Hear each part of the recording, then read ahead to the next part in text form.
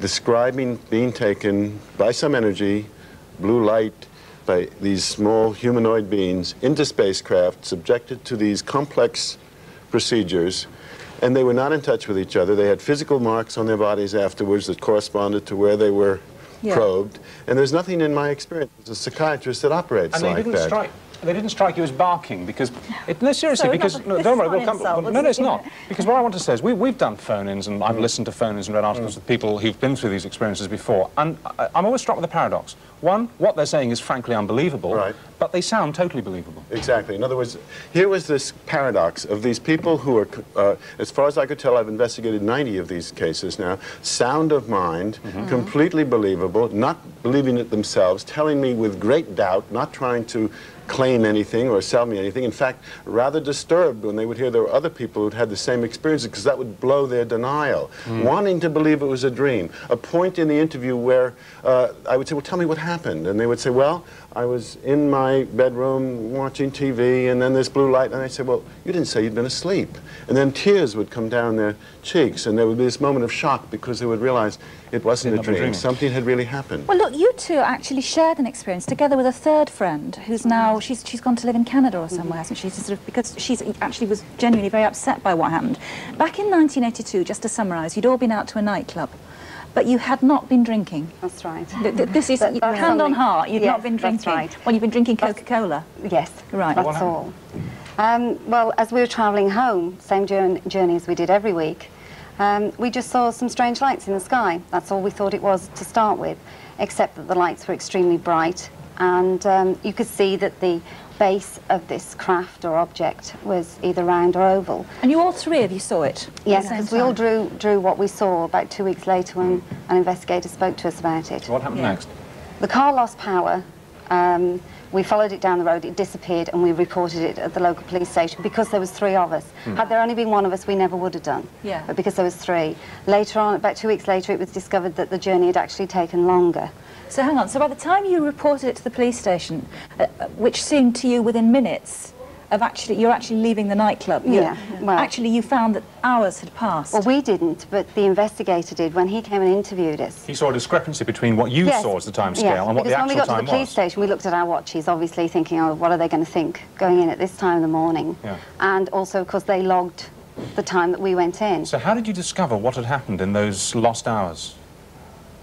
Well, tell us. Harry Harris, solicitor from Manchester, who's a UFO investigator, got in touch with us and asked us whether we would agree to undergo hypnotic regression. Right. We were a bit sort of dubious about it, but we eventually agreed to go. You went. Now, which of you? One of you had difficulty. Actually, yes, that was me. Was that you? Yes. What did you, when you went under hypnosis? What did you remember? To start, once you actually get through the conscious memory. The first experience was just to experience very strange body changes, of which frightened me, and they brought me out of it. The second time, they took me through that fear until I described being in a room alone and being extremely frightened, not knowing where Valerie or Vivian were. There was a doorway in the room and a table. They asked me to look through the door, and I refused, and then I said I could hear someone coming, and I was extremely frightened, but I got onto the table. And they said, why are you getting on the table? And I said, because I know I've got to. And they said, how do you know? And I said, I just know. And then I was looked at by 6 robot-type creatures. Robots? Robots. What, that's how I did. Sort of robots? No, they were definitely robots. They got no features, because they said, well, how do you know they're looking at you? And I said, well, I can tell that they're looking at me, because they didn't touch me or anything. But what I mean is, were they robots built in the shape, in the rough shape, like a crash dummy, you know? They got round type heads, round bodies on round coasters. Right. And that was it. Metal? Yes, yeah. So, nothing about them that looked humanoid or anything like that. But then 2 other beings, much more humanoid beings, came into the room. No, that was with Valerie. So your memories were kind of different? Our stories were totally different at this point, all 3 of us. Yeah. And what were the beings who came when you went into hypnosis? They were sort of 6 foot tall. There was a male and a female. I've been asked, how did you know? And I thought, well, I just knew that they were male and female. And the female tried on your shoes? Yeah, well, they seemed very interested in my clothes, what I was wearing, and the female tried on my shoes. Were they humanoid? Did they look like us? Yes, apart from they got very... we were there. Their eyes were very sort of bright blue. Right. Now, to come back to you, John, is that kind of experience, that although these two ladies aren't in your book, because obviously you did your research in America, is that a common story, this feeling of being examined somehow? Yes, that part's common. The terror, the kind of pushing through the terror. The beings they're describing are not typical of the most common type in the United States, which tend to be smaller, 3.5 to 4 feet tall, with these huge black eyes. That's what Vivian saw. That's what Vivian saw.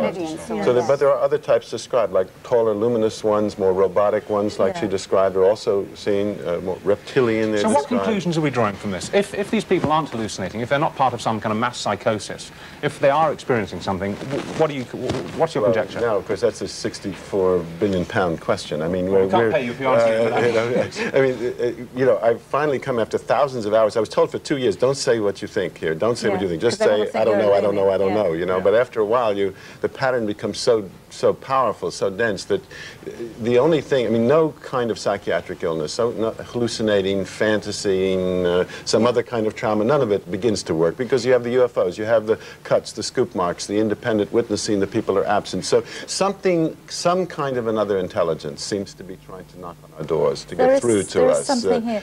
Like the crop patterns you have here too. Why do we must sort of wrap this up and carry on later in the programme, because we're taking our phone in on it, but why do it in such a kind of small and individual way? If there really is another intelligence, why not sort of suddenly come down here and say, hey, you know, I'm here on national television or something? Well, we like things this way or that way, you know. It's a subtle matter. It's perhaps preparing us slowly, gradually, letting us, because if they kind of showed up en masse, we'd panic or send out the RAF or something.